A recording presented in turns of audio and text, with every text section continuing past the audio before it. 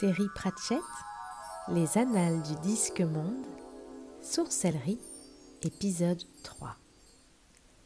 Le chapeau n'avait aucune intention de laisser quoi que ce soit lui arriver, et pour l'heure, il filait vers le tambour rafistolé sous le bras d'un voleur plutôt perplexe, tout de noir vêtu. Le voleur, comme on le verra bientôt, était d'un type spécial. Ce voleur était un artiste du vol. Les autres voleurs se contentent de voler tout ce qu'on n'a pas cloué. Mais ce voleur-ci volait les clous par-dessus le marché. Ce voleur avait scandalisé Hank en s'ingéniant à voler avec un taux de réussite étonnant, ce qui non seulement était cloué, mais aussi sous la garde d'hommes aux yeux perçants, dans des chambres fort inaccessibles. Certains artistes peignent tout un plafond de chapelle. Ce voleur-ci était du genre à le barboter. On attribuait au voleur en question le vol du couteau déboyauteur dans le temple d'Offleur, le dieu crocodile, au beau milieu de l'office du soir, et celui des fers d'argent du meilleur pur sang du praticien alors qu'il gagnait une course. Lorsque Chris Arrow, main pesée, vice-président de la guilde des voleurs, avait découvert une fois rentré chez lui après une bousculade sur la place du marché qu'une poignée de diamants fraîchement subtilisés avait disparu de leur cachette, il avait su qui incriminer. C'était le type de voleur capable de voler le temps, le mors aux dents et les vessies pour des lanternes. C'était pourtant la première fois qu'on volait une chose qui non seulement le demandait, d'une voix basse quoique autoritaire, mais donnait aussi des instructions détaillées et péremptoires sur la façon de s'en débarrasser. On en était à ce moment précis de la nuit qui marque le tournant de la journée d'activité d'Ankh-Morpork, quand ceux qui gagnent leur vie au soleil se reposent après le labeur, et ceux qui se font honnêtement de l'argent au clair de lune rassemblent leurs forces pour aller au boulot. La journée avait en fait atteint cet instant fugace où il était trop tard pour l'effraction et trop tôt pour le cambriolage. Rincevent, assis seul dans la salle bondée, enfumée, ne prêta guère attention à l'ombre qui passa sur la table et à la silhouette sinistre qui s'assit devant lui. Les silhouettes sinistres n'avaient rien de bien remarquable dans cette taverne. Le tambour gardait jalousement sa réputation de bouge de mauvaise réputation, le plus chic d'Ankh-Morpork, et le gros troll qui désormais en mardait l'entrée inspectait de près la correction des clients en matière de cape noire, regard luisant, épée magique et ainsi de suite. Rincevent n'avait jamais découvert ce qu'il faisait aux contrevenants. Il les mangeait peut-être. Lorsque la silhouette parla, la voix sortit des profondeurs d'un capuchon de velours noir bordé de fourrure. « Psst !» fit-elle. « Au fond du couloir à droite, » dit Rincevent. Dans l'état d'esprit où il se trouvait, il n'avait pas pu se retenir. « Je sens qu'il va bientôt falloir que j'y aille aussi. »« Je cherche un mage, » fit la voix. Elle était rauque des efforts tentés pour la contrefaire, mais une fois encore, ça n'avait rien d'exceptionnel au tambour. « Un mage en particulier ?» demanda prudemment Rincevent. On courait au-devant des ennuis à répondre à ce genre de questions. Un mage doté d'un sens aigu de la tradition, qui n'hésiterait pas à prendre des risques pour une forte récompense, dit une autre voix. Elle avait l'air de sortir d'une boîte ronde en cuir noir, coincée sous le bras de l'étranger. Ah, fit Rincevent. Ça réduit un peu le champ des possibilités alors. Est-ce que ça comprendrait un voyage périlleux dans des contrées inconnues et sûrement dangereuses ? À vrai dire, oui. Des rencontres avec des créatures exotiques ? Rincevent sourit. Possible. Une mort à peu près certaine ? À peu près certainement. Rincevent hocha la tête et ramassa son chapeau. Eh bien, je vous souhaite d'aboutir à vos recherches, dit-il. Je vous aiderai bien moi-même, seulement je ne veux pas. Hein ? Je regrette. Je ne sais pas pourquoi, mais la perspective d'une mort certaine dans des contrées inconnues entre les griffes de monstres exotiques, très peu pour moi. J'ai essayé, mais pas moyen de m'y faire. Chacun son truc, voilà ce que je dis. Et moi, je suis fait pour l'ennui. Il s'enfonça le chapeau sur la tête et se mit debout sur des jambes flageolantes. Il était parvenu au bas de l'escalier qui menait à la rue lorsqu'une voix derrière lui lança. Un vrai mage aurait accepté. Il aurait pu ne pas s'arrêter. Il aurait pu monter les marches, sortir dans la rue, acheter une pizza à emporter au restaurant Clatchien de la ruelle furtive et rentrer se coucher. L'histoire en aurait été complètement chamboulée et, oui, considérablement écourtée. Mais il aurait eu une bonne nuit de sommeil, quoique par terre, bien sûr. L'avenir retint son souffle, dans l'attente que Rincevent poursuive son chemin. Il ne le fit pas pour 3 raisons. La première, c'était l'alcool. Une autre, la toute petite flamme de fierté qui tremblote dans le cœur du couard, même le plus prudent. Mais la troisième, c'était la voix. Une voix belle. Elle était à l'oreille ce que la soie sauvage est à l'œil. La question des rapports entre les mages et l'amour n'est pas simple, mais, ainsi qu'on l'a déjà signalé, elle se réduit essentiellement à ceci. Pour ce qui est du vin, des chansons et des femmes, les mages sont autorisés à se saouler autant que ça leur chante et à chanter tout leur saoul. On donnait comme motif aux jeunes mages que la pratique de leur art était difficile, exigeante et incompatible avec des activités furtives et moites. Il était beaucoup plus sensé, leur disait-on, d'oublier ce genre de soucis et de plutôt se faire la main sur l'abécédaire occulte de Woodley. Bizarrement, ça n'avait pas l'air de leur convenir aux jeunes mages, et ils demandaient si le vrai motif n'était pas ailleurs, si les règles n'auraient pas des fois été établies par des vieux mages. À la mémoire courte, ils se fourvoyaient complètement, mais on avait depuis longtemps perdu le vrai motif. Si les mages avaient eu le droit de se reproduire tous azimuts, il y aurait eu risque de sorcellerie. Bizarrement, ça n'avait pas l'air de leur convenir aux jeunes mages, et ils se demandaient si le vrai motif n'était pas ailleurs, si les règles n'auraient pas, des fois, été établies par des vieux mages. À la mémoire courte. Ils se fourvoyaient complètement, mais on avait depuis longtemps perdu le vrai motif. Si les mages avaient eu le droit de se reproduire tous azimuts, il y aurait eu risque de sorcellerie.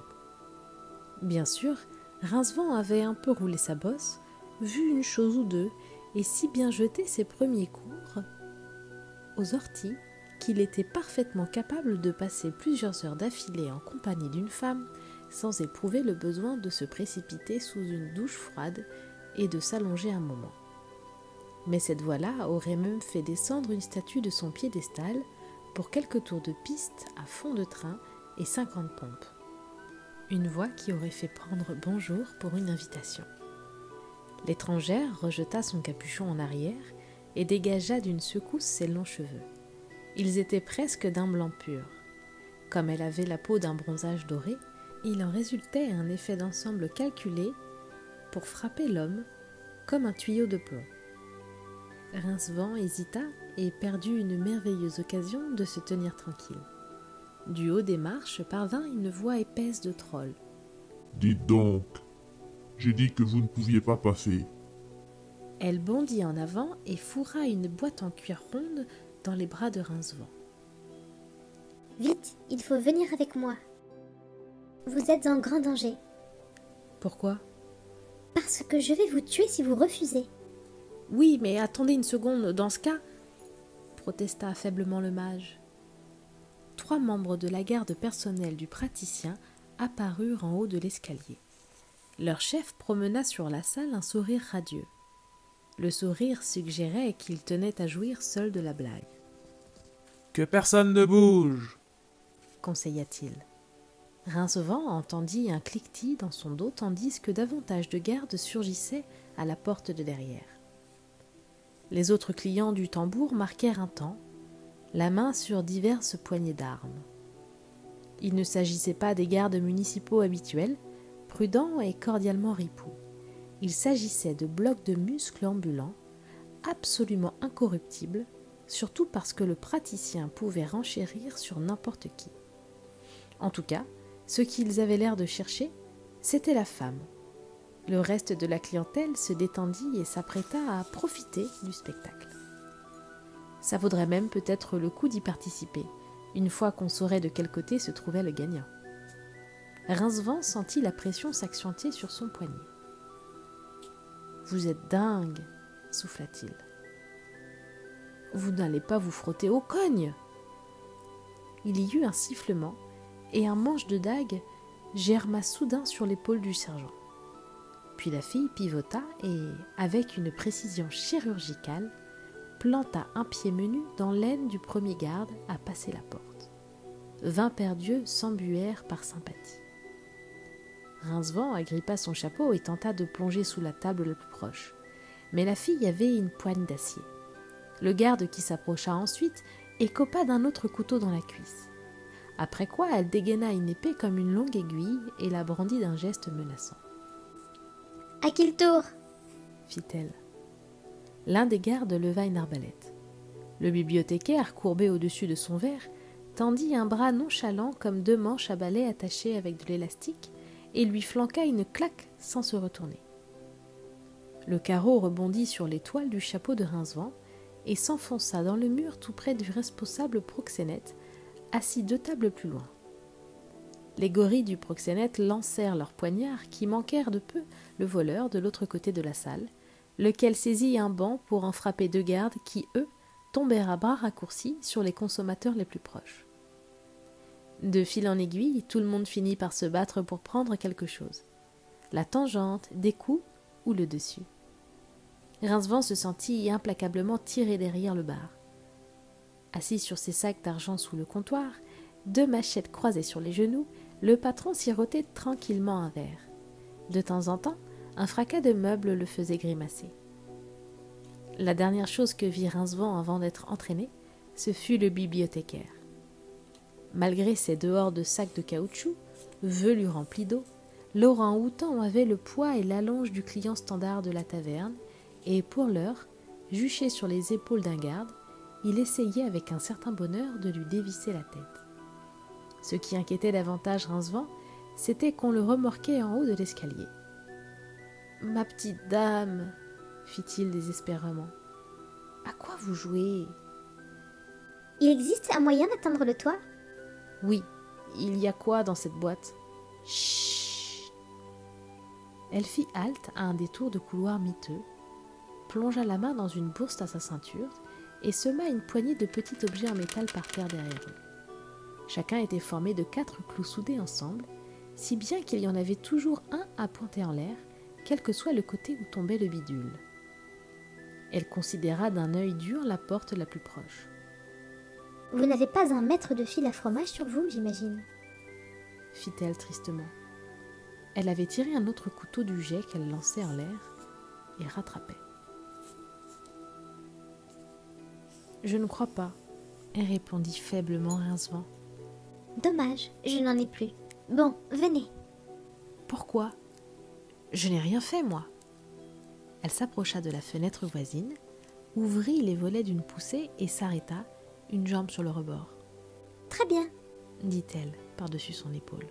« Restez ici et expliquez-vous avec les gardes. »« Pourquoi ils vous courent après ? » ?»« Je ne sais pas. »« Bah, allez donc, il y a forcément une raison. » »« Oh, des tas.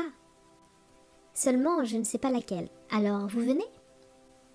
Rincevent hésitait. Les gardes personnels du praticien n'étaient pas réputés pour leur tendresse dans le maintien de l'ordre. Ils préféraient tailler dans le vif. Entre autres choses qu'ils voyaient d'un mauvais œil, qu'il y avait, disons fondamentalement, le fait qu'on respire le même air qu'eux. Vouloir leur échapper risquait fort de relever du crime capital. « Je crois que je vais peut-être vous accompagner, » dit-il également. « On ne sait pas ce qui peut arriver à une fille seule dans cette ville. » Un brouillard glacial envahissait les artères d'Ankh-Morpork. Les flambeaux de marchands ambulants formaient de petits halos jaunes dans la marée suffocante. La fille y jeta un coup d'œil dans un angle de rue. On les a semés. Arrêtez de trembler, vous êtes à l'abri maintenant. Quoi? Vous voulez dire que je me retrouve tout seul avec une maniaque homicide? Fit Rincevent. Bravo. Elle se défendit et se moqua de lui. Je vous ai observé. Dit-elle. Il y a une heure, vous aviez peur que votre avenir soit triste et sans intérêt. Et si moi, j'ai envie qu'il soit triste et sans intérêt? Répliqua amèrement Rincevent. Plutôt que triste, j'ai peur qu'il soit mortel. Tournez-vous, Ordonna-t-elle en entrant dans une ruelle. Jamais de la vie. je vais me déshabiller. Rincevent pivota d'un bloc, la figure rouge. Il entendait un froufroutement dans le dos et une bouffée de parfum lui flatta les narines. Au bout d'un moment, elle annonça. Vous pouvez regarder maintenant. Il n'en fit rien. N'ayez crainte, j'ai passé d'autres vêtements. Il ouvrit les yeux.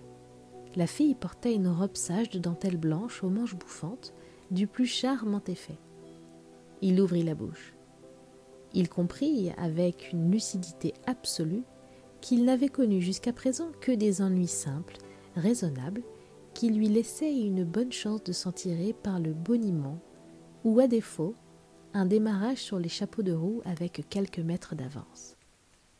Son cerveau entreprit d'envoyer des messages urgents à ses muscles sprinters, mais avant qu'il n'arrive à destination, la fille lui avait à nouveau saisi le bras. « Ne soyez pas si nerveux, il n'y a vraiment pas de quoi. » dit-elle d'une voix douce. « Bon, voyons voir ce machin. » Elle retira le couvercle de la boîte ronde dans les mains dociles de Rincevent et sortit le chapeau de l'archichancelier. Les octarines autour de la calotte flamboyèrent des 8 couleurs du spectre, produisant dans la ruelle embrumée une impression que seul un très bon professionnel des effets spéciaux, bardé de toute une batterie de filtres, arriverait à obtenir sans recourir à la magie. Quand elle le brandit bien haut, il créa sa propre nébuleuse de couleurs que très peu de gens contemplent normalement dans des circonstances licites. Rincevent s'affaissa doucement à genoux. Elle baissa les yeux sur lui, intriguée. « Plus de jambes ? » C'est le chapeau de l'archichancelier, dit-il d'une voix rauque. Ses yeux s'étrécirent. « Vous l'avez volé ?» s'écria-t-il alors qu'il se relevait à grande peine en cherchant à saisir le bord scintillant. « Ce n'est qu'un chapeau. » « Donnez-le-moi tout de suite. Il faut pas que les femmes le touchent. Il appartient aux mages. » « Pourquoi vous mettre dans cet état ?» demanda-t-elle. Rincevent ouvrit la bouche. Rincevent ferma la bouche. Il voulait dire « C'est le chapeau de l'archichancelier, vous ne comprenez pas? C'est le chef de tous les mages qui le porte. Enfin, le chef du chef de tous les mages. Non, métaphoriquement, ce sont tous les mages qui le portent, potentiellement en tout cas, et c'est à ça qu'aspire tout mage. C'est le symbole de la magie organisée, le pinacle de la profession, un symbole, voilà ce qu'il représente pour tous les mages. » Et ainsi de suite. Rincevent avait entendu l'histoire du chapeau dès son premier jour à l'université, et elle s'était enfoncée dans son esprit impressionnable comme un bloc de plomb dans la gelée. Il n'était pas sûr de grand-chose en ce monde, mais il ne doutait pas une seconde de l'importance du chapeau de l'archichancelier. Peut-être que les mages, eux aussi, ont besoin d'un peu de magie dans l'existence. « Rincevent !» fit le chapeau. Rincevent fixa la fille. « Il m'a parlé ?»« Comme une voix dans votre tête ? » ?»« Oui. »« Oh, il m'a fait ça, moi aussi. »« Mais il connaît mon nom ?»« Évidemment que nous le connaissons, imbécile. Nous sommes censément un chapeau magique, après tout. » La voix du chapeau n'était pas seulement étoffée, elle avait aussi un curieux effet choral, comme si tout un tas de voix parlaient en même temps, dans un unisson quasi parfait. Rincevent se ressaisit. « Ô grand et merveilleux chapeau !» fit-il promptueusement. « Foudroie cette imprudente qui a eu l'audace, que dis-je là ? Oh, ferme ça ! Elle nous a volé parce que nous lui avons ordonné. Il s'en est fallu de peu, d'ailleurs. » « Mais c'est une... » Rincevent hésita. « Elle est du genre féminin, fit-il entre ses dents. « Ta mère aussi. Oui, c'est vrai, mais elle s'est sauvée avant ma naissance, marmonna-t-il. » Ce ne sont pourtant pas les tavernes malfamées qui manquent en ville, mais il a fallu que tu choisisses la sienne, se plaignit le chapeau.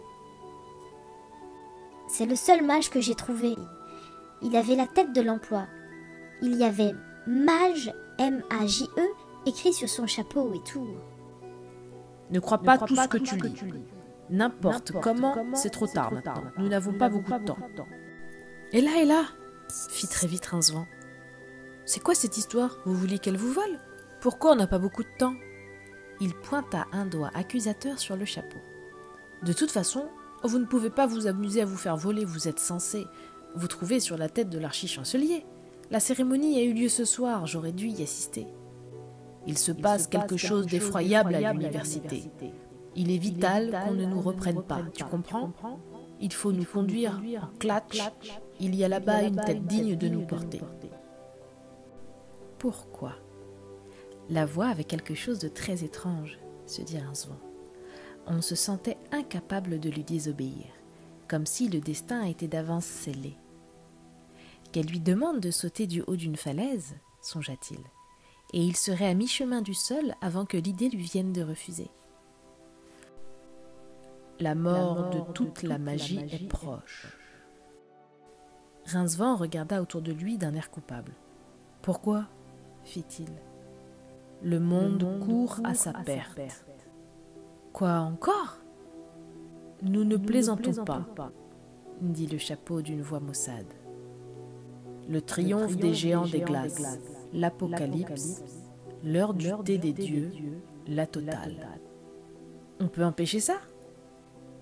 L'avenir n'en est pas sûr. » L'expression de franche terreur s'effaça lentement du visage de Rincevent.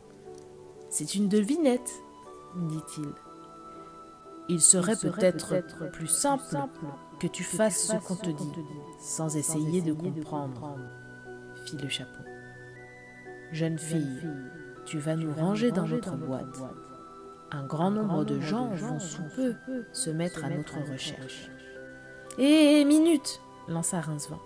« Ça fait des années que je vous vois et vous n'aviez encore jamais parlé. » « Nous n'avons rien d'important à dire. » Rincevent hocha la tête. La réponse se tenait.